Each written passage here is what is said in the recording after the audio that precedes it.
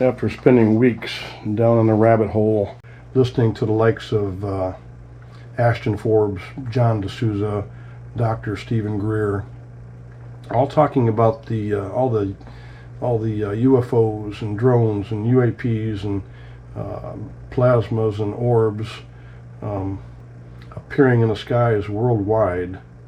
And considering the upcoming fake alien invasion, some make it hard to believe that Chancellor Palpatine is not coming for us. It just sounds all too Orwellian to me. So I'm going fishing.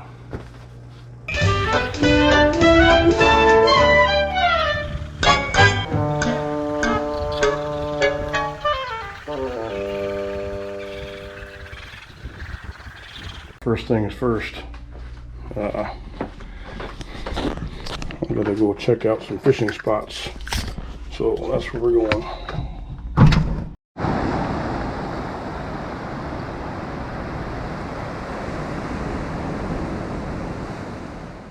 This morning we are walking along Cabras Island, a spot where Terry and I visit on occasion to get some exercise and take in the scenic beauty of the island shore along the west coast of Guam. Cabras Island extends from Guam and is connected to the glass breakwater, which extends more than 4 miles to the port entrance and encloses Apra Harbor, Guam's main port. You can no longer walk the length of the entire breakwater, but we can get a couple miles logged just on Cabras Island, adjacent to the commercial port. Many years ago, Cabras was my go-to place for red snapper, but I haven't fished here in so long, I've forgotten many of my old fishing spots.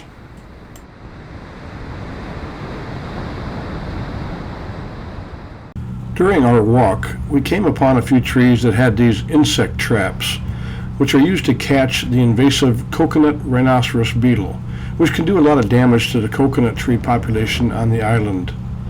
The rhino beetle most likely invaded Guam from Southeast Asia, and it's an invasive species that has been damaging coconut palms and other plants since it was first discovered in 2007. Guam is a primary transportation hub for the rest of the islands in Micronesia, and a great deal of the cargo that enters Micronesia transfers through Guam before it's redistributed to the other islands. Because of this, Guam has become a high-risk threat to the rest of the islands in Micronesia. And because we have had so many invasive species arrive on Guam that aren't on the other islands, Guam is no longer in the eradication effort of the rhino beetle, but efforts have turned to just trying to manage the invasive species from spreading. Back to the topic of fishing, I walked about a mile scouting for some good fishing spots, but in the end I thought I would check in on my friend Dan and his buddies to see how the fishing has been. Dan explained to me that while fishing has been rather good lately, a large number of black-tip sharks are making it difficult to bring in a whole fish. It seems they like the larger fish and they don't bother much with the smaller catch. On a day like today when there are large breakers, you can see the sharks patrolling the reef. Here it looks like Jimmy hooked one, and the sharks spared this one and let him keep his catch.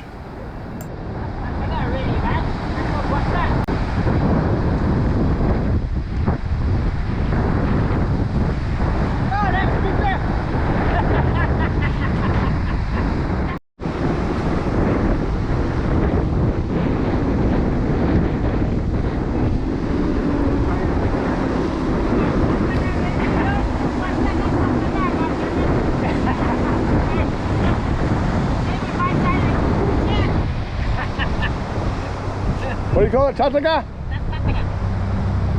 Tataga, or unicorn fish. Yeah, unicorn. Yeah, that's considered tataga.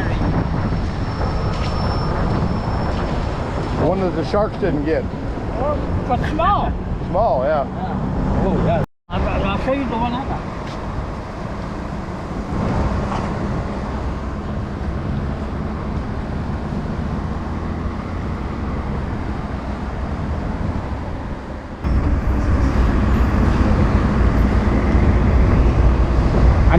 I make my net. You do? They make their net a little bit more different. Let me start like mine. Right here. So 1, 2, 3, 4, 5, 6, 7, 8, 9, 9. Yeah. So that is stop at 9, that will make it your 10th row. Then, after listening to some fishing talk and some pretty tall fishing tales, Jimmy's line was back in the water, and Terry and I headed out for some calmer waters. My hunt for the fishing spots was over, and the focus shifted to finding some more relaxed coffee drinking spots.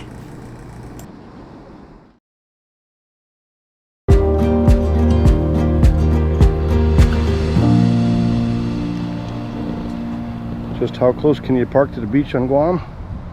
Pretty close.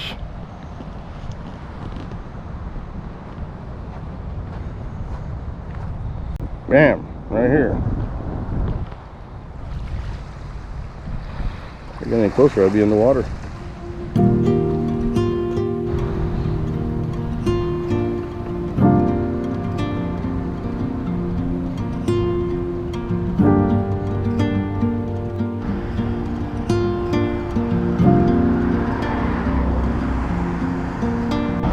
We're in the heart of Guam. Well, not the heart of Guam, but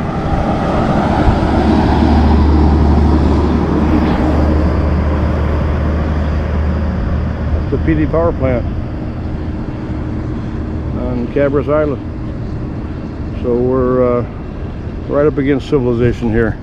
If there was no sound, you would think we'd be out in the middle of nowhere on a deserted island.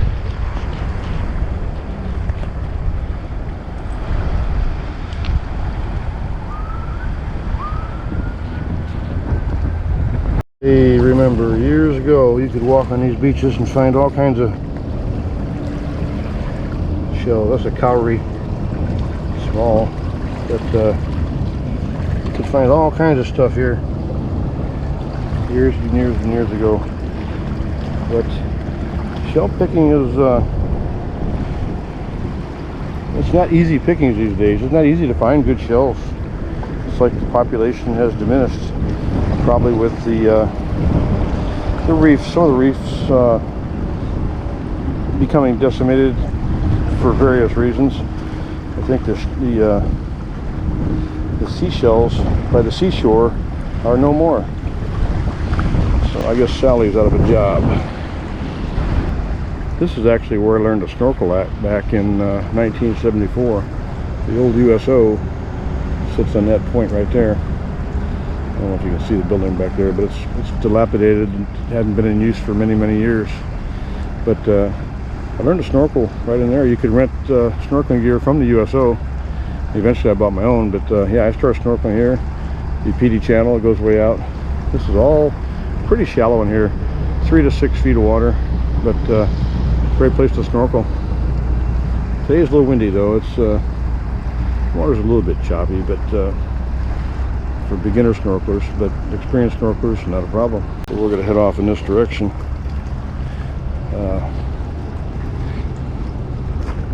I'm not sure what this beach is called. It's been years since I've been here. It's got some trash, needs to be picked up. If I had a bag with me, I'd pick it up, but I don't have a bag.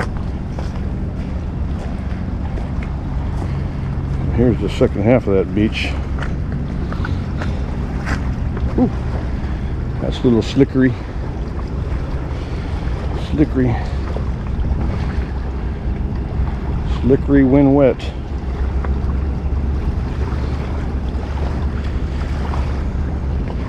Bad thing about somebody like me falling in a place like this, I could fall and lay here for days.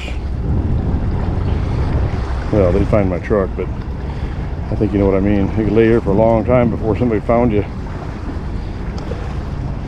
Because nobody can see you here from the road. Except maybe down that part of the road there, but nobody's paying attention. But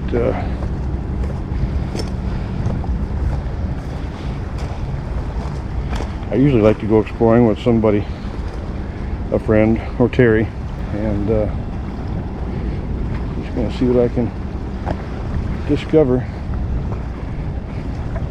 And I think what I've discovered is a lonely beach on the edge of the jungle. There is nobody here. Actually, this looks man-made. been here a few times, but I have never seen this. Probably because it's just tucked away in the jungle. But, you know, see what I mean about trash? People come here just throw their trash. And batteries.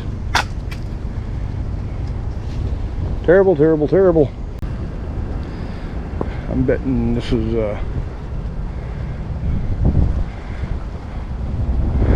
probably an old World War II bunker that's been destroyed. There's rebar in that concrete. Yeah, that is rebar right there. It could have been an old bunker, Japanese, for beachhead protection. I mean, this could have been a landing site.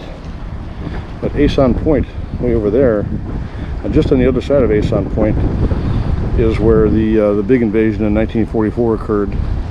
That's now dubbed War in the Pacific National Park. It's a federal on the Federal National Register of Parks. But yeah, this entire island was crawling with Japanese back in those days.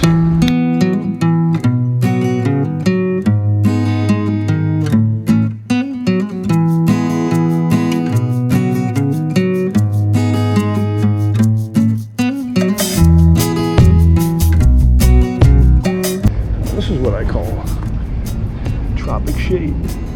You can sit back in there all day long. There's enough room for 2 people and a cooler of beer.